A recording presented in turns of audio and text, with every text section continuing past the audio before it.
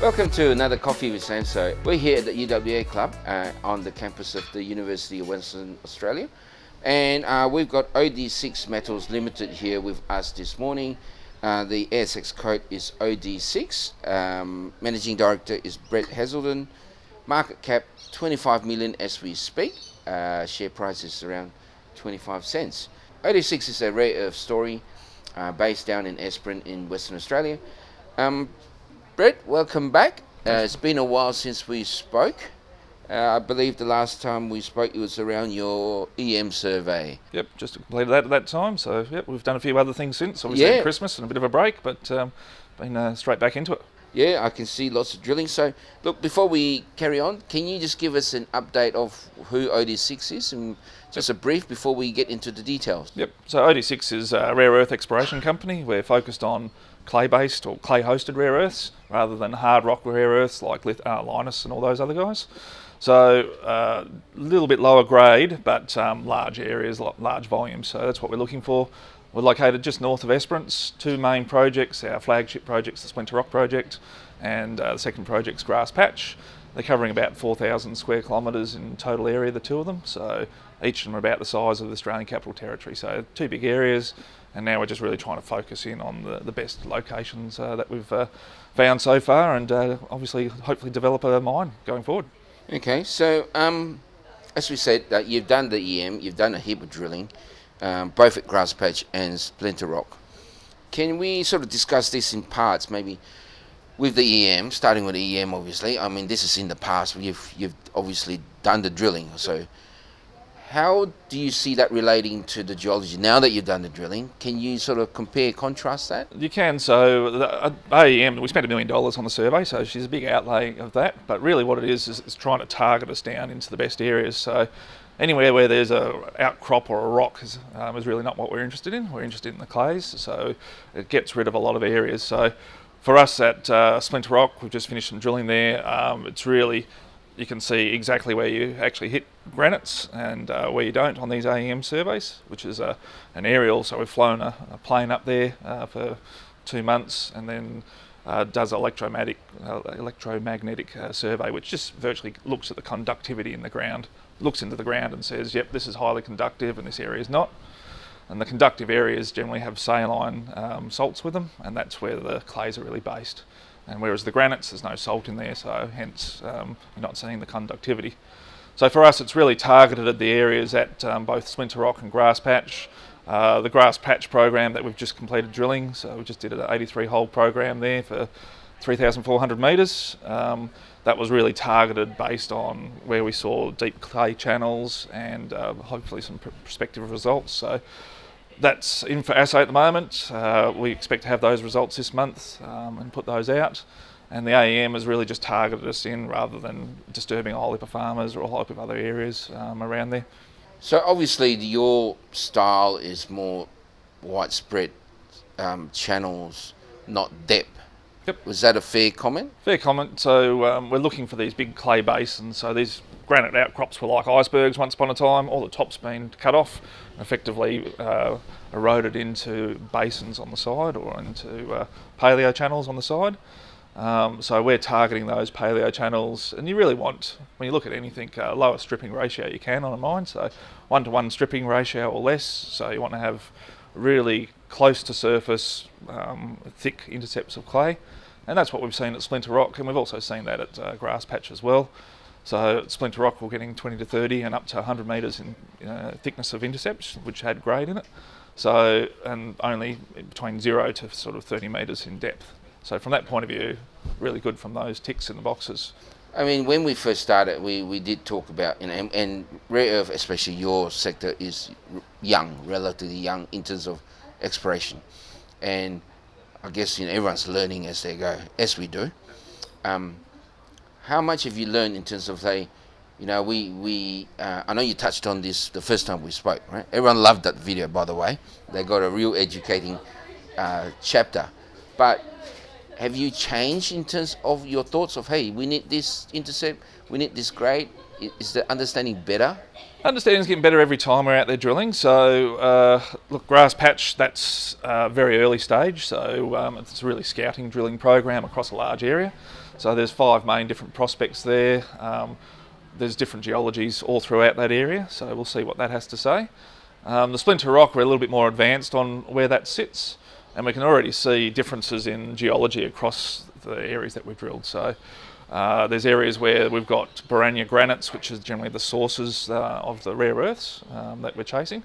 And some of the deposits sit right on top of them, some of them sit to the side of them, other ones sit in a paleo channel where they've been washed down into an old area. So we've tried to put that out to the market so people can start understanding it. And when you look at 40 kilometres in one direction and 20 kilometres in another direction of strike length that we're actually hitting, these areas are massive. So Splinter Rock, we're talking about 250 square kilometres of clay basins that we've identified to date.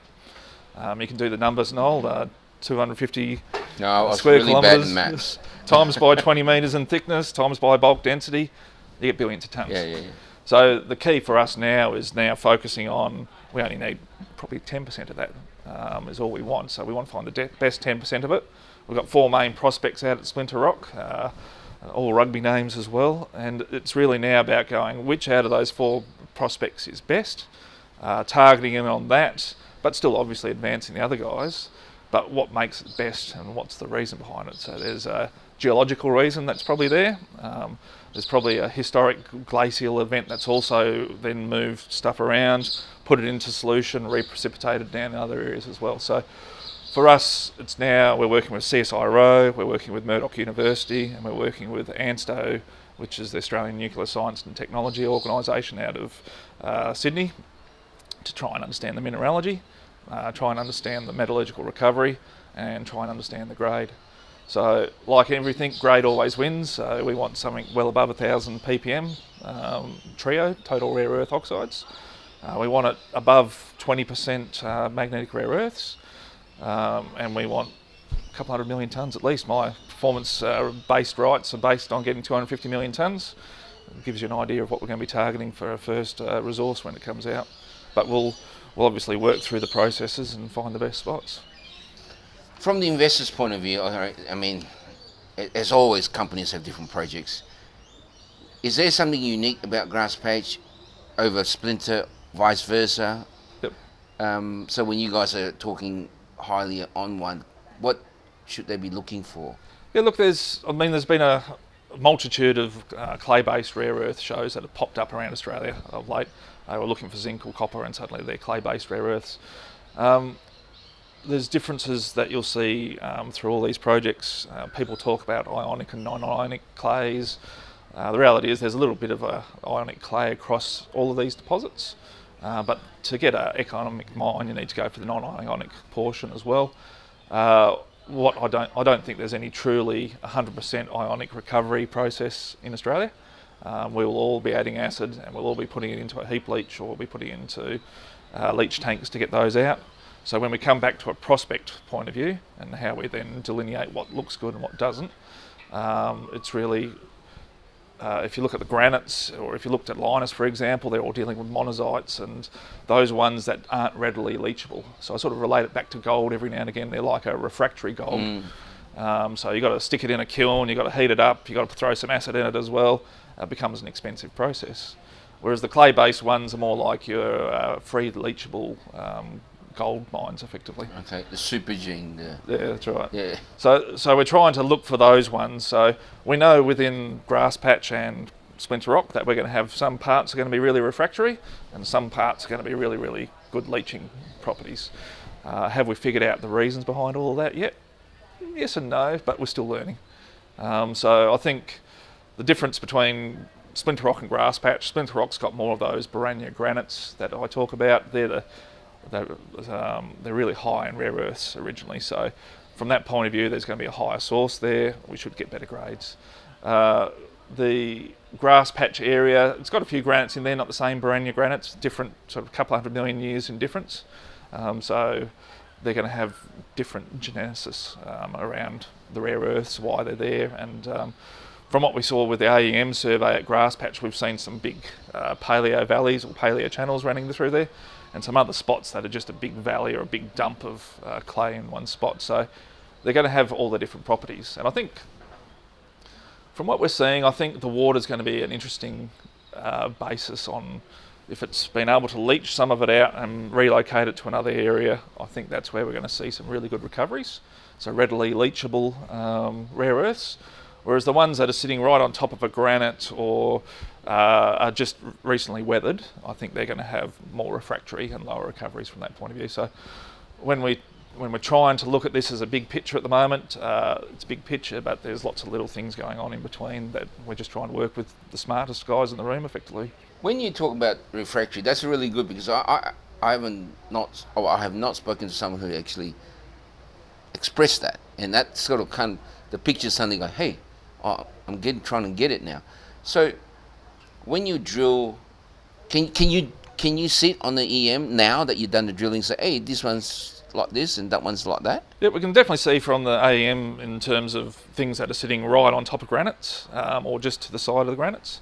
And we haven't quite figured out which one's the best yet. But we can also see areas from the digital train model, so the elevation changes and everything else, where there's been all these clays that have come off these granites and gone into big areas. So for us, it's a real targeting tool. So instead of us going and doing tens of thousands of metres of drilling, we're now just targeting on 5,000 or 10,000 metres of drilling at a time, and targeting right in those areas. It's less disturbance to environment, less heritage surveys, less all those other costs.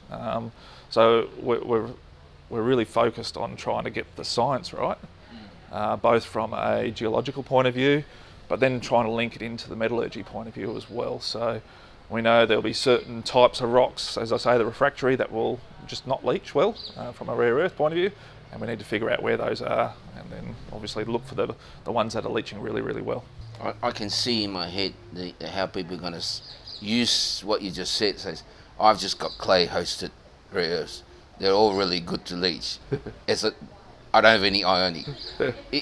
Is that line clearly drawn in your mind that if you had those, then it's going to be tough road for you? Look, we're going to hit, so we've got 25 metallurgical samples in at the moment. There's going to be stuff that we know that are going to be refractory because we've deliberately chosen those. Yep. And we're trying to figure out the bookends of where things are. We've seen other areas that I think are going to be really, really good recoveries, and I suspect I'm expecting 50 to 70% recoveries will be really good for the sector, and I reckon there's going to be a couple of areas that are going to be better than that. So from our point of view, it's just about trying to focus. We've got massive billions of tonnes out there. It's trying to find the 250 billions, best tonnes, best grade, best recovery, get that geomet really right. Correct me if I'm wrong, just to put into context, I mean, this refractory thing, it occurs in every metal, right? It's not rare earth, and gold is everyone. Copper, everything, there's always something that's easily leachable. Correct. And look, we can throw acid at it and you'll leach it. Yep. But it's not economic to throw 100% in an acid bath. You need to get something down to readily leachable, easily leachable with low content of, or low acid consumption, and then low impurities coming across as well. So when I talk impurities, iron, aluminium, we don't want that coming into your final product. You'll get it across, but then you just have to remove it. So from with the test results that we're running at the moment, we're trying to look at ones that are refractory, non-refractory, or leachable. But then we're looking at, if it's leachable, why is it leachable? And does it leach quickly? Does it leach slowly? How much acid do you put in it? So do you put a little bit in there and leach it over a longer time? Or do you put a lot of acid and leach it over a short amount of time? So we're looking at all those various variables, trying to find something that leaches quickly, doesn't consume a huge amount of acid, and has really good grade. Grade always wins, recovery will win second, everything else is noise. When you look at the market of what we're talking, because when people talk about rare earth, and rare earth has really only popped its head out in the last couple of years. The real understanding rare earth has probably popped its head out maybe even as recent as today, kind of stuff, the understanding. When you look at the rest of the world where they're doing the rare earths, and we talk about China obviously because they're the main player in this. Where do they sit in this clay ionic, and obviously they do things differently there, but where do they sit in this story? So the Chinese were largely clay based with a bit of hard rock as well. So people say clay's all new. No, clay's been done by China for decades, so it's not new technology. That they've always said it's ionic. Clay base as in not ionic, as in clay or all lumped in. All when lumped you together. say, Yeah. So some of it's ionic, and they just put ammonia. So they're facing the same issues. Yeah. You all are. Yeah. So they've taken the low-hanging fruit, if you want to put it that way. They've put the acid on the side of the hill. They put the ammonium sulfates on the side of the hill, and then they just let it leach down and collect it in a pond at the bottom. So that's the easy stuff, but not very environmentally friendly. Whereas the rest of the world, we can't sort of operate that way. We'll have everyone all over us from an environmental point of view, from a future liability point of view.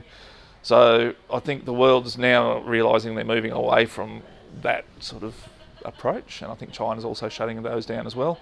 Myanmar's also doing the similar type of things, but really run by the Chinese. So the only main producers then outside are then hard rock guys, and they've been relatively recent additions. So Lynas, that's the only operating mine in Australia. That's a rare earth mine. You've got MP mines in the US, and that was operational for a long time before a lot of Chinese ones came on board. They shut it down, got the cheap stuff out of China, and then figured out, hey, this is a strategic mineral and it's critical. We need it for weapons, we need it for electric vehicles, for the motors, we need it for wind turbines, all these things. So, and when Lynas started in Western Australia, at the time it was run by, or backed by the Japanese government. So they wanted it for their own sort of needs, and now those needs around the world have just ballooned. So the forecasts are we need sort of another 3-4 times the amount of rare earths that are produced today, just to meet the electric vehicle motor demands. And because demand's gone up. Yeah. It's just gone through the roof. I bought myself a Tesla, so I'm pushing that demand as well. But look, you can see where the technology's going and what it needs. So Australia now needs to, along with the rest of the world, diversify the products, so it's not just solely from China. That's not just having a mine, but that's also going down the value chain as well. And that's where the government's pushing things. There's lots of talk. There's government's putting money out there. There's a $40 million grants program. We've put some money. We've asked for some money out of that as well, just recently. So hopefully in May we might have a success out of there. But there's a lot of other people asking for that money as well. But the governments have really understood that for us to electrify the nation, move away from the carbon dioxide, the coal, and etc., we now need these technologies. And the reality is, can you do it by 2030? It takes a long time to get a mine up and running. It doesn't just happen overnight. Funny thing that. Yeah, that's right. So the market's a real strange market. It's trying to move away from China and have, whatever we want to call it, the AUKUS side of things, Europe, America, Australia, but even into Japan, South Korea. They're all trying to have own independent supplies, reliable supplies, and people want it sustainable and green, but that obviously doesn't happen overnight. And rare earths isn't just a battery thing, so it doesn't actually go into batteries. It goes into making those motors more efficient when they're using the battery. So lithium might change to magnesium or sodium or whatever else it is, the technology from a battery point of view.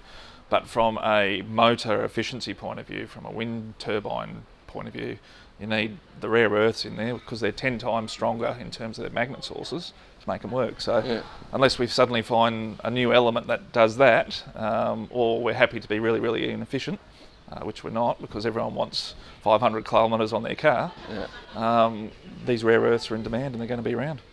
Yeah, I think that's something maybe people, they're scared to go in this full bore into this industry because they think it's a fly-by-night kind of sector.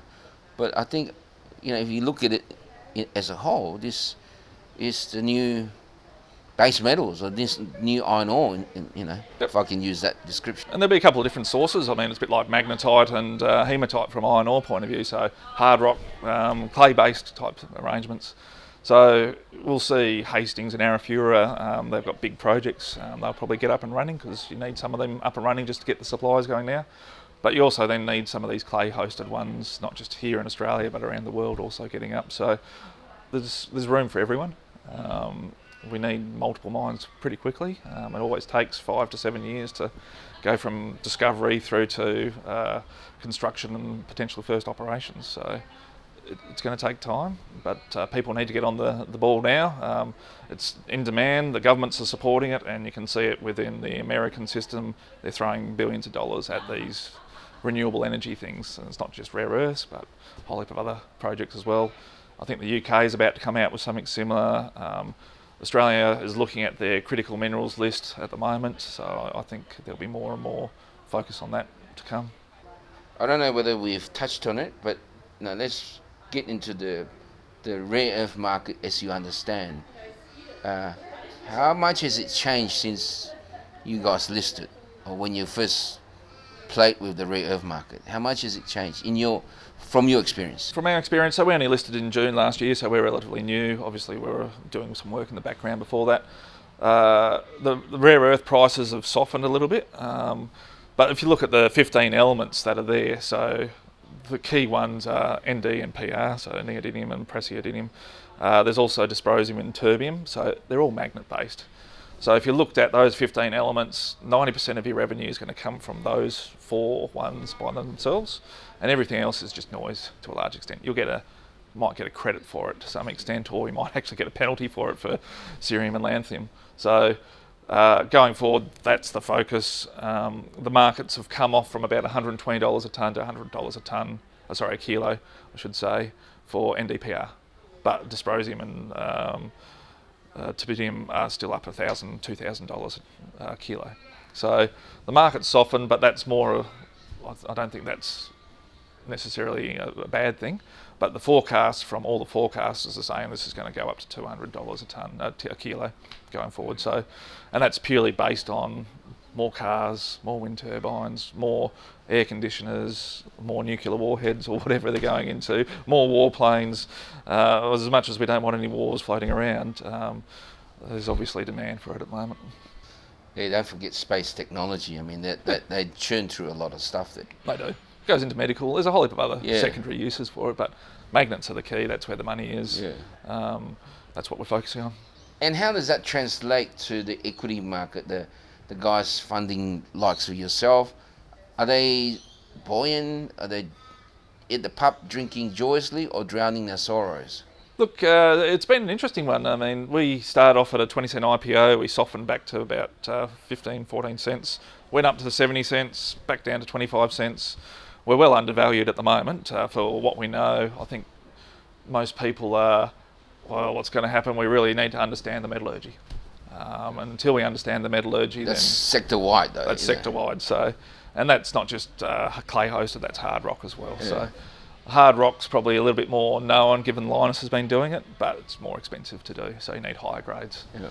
So in terms of the equity markets, massive interest, lots of people wanting these things up and running.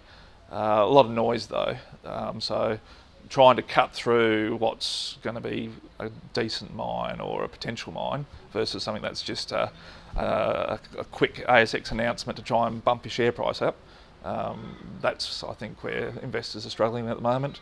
So I think, and we'll have metallurgy results out this month or next month, and I think that will calm the market, and hopefully we'll have a really good run on that, because with any luck we'll show some really good areas of high recoveries, and that's where we'll focus on going forward. Okay, so the moment here is for you to sell your soul. Why OD6? Why should everyone be focusing on you? Cracking on us, yeah. So look, we've had 2 good drill programs already done this year, so that's fantastic. We'll get those results in this month and next month, so there should be some good assay results that we expect to see out of those. Metallurgy, that's the key, I think, to this sector. So as I mentioned, we're going to have some results that are going to be low because we've deliberately taken that, but I think we're going to have some cracker results as well, and that will start really pushing us away.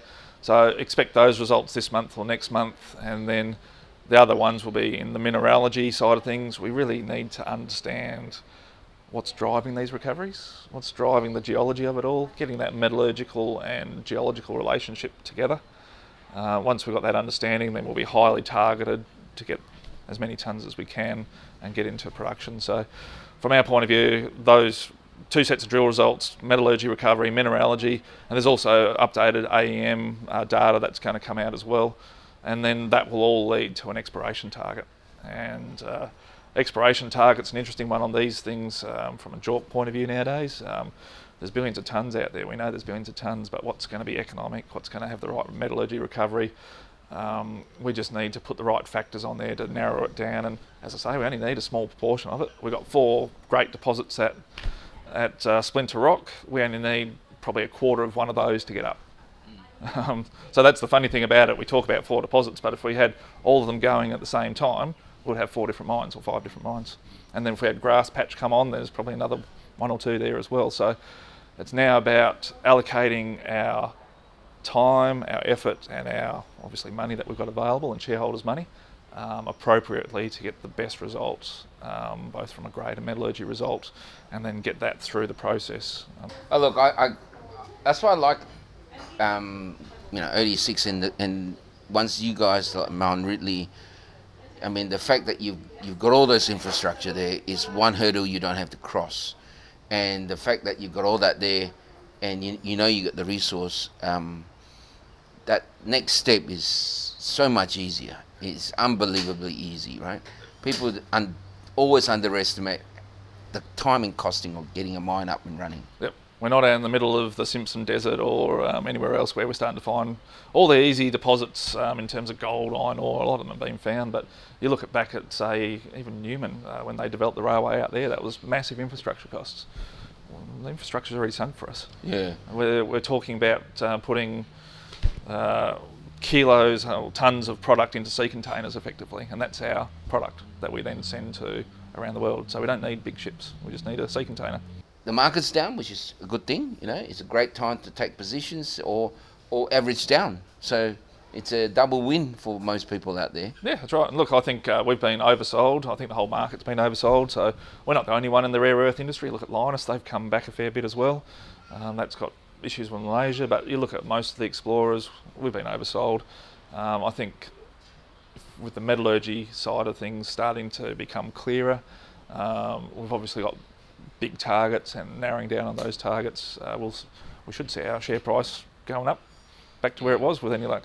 Well, look, investors shouldn't take too much worry, because we did go for a big run, let's face it, in the last 2 years. Markets come back for this is a technical trader thinking, they come back for a rest and gather enough energy for the next movement. And people are worried about recessions and all these other things, so a lot of it's nothing to do with the company, it's actually to do with overall market sentiment. So I think once people put the market sentiment to one side and just look at the basics of a company like ours, where grade, hopefully metallurgy recovery and location and all those things start ticking your boxes, why would you not invest? Well, fantastic way to finish. Again, thanks to Florence Drummond.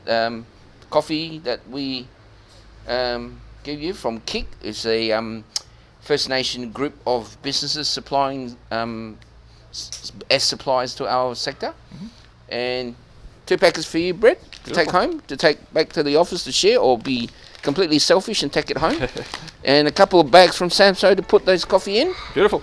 Well, thanks for your time, Noel, and hopefully we'll have a chat in another 2 months' time. Yeah, definitely. Hopefully on the back of some really good results. Hoping too. Thank you. Have some of the coffee at the same time. Yeah. All right, thanks.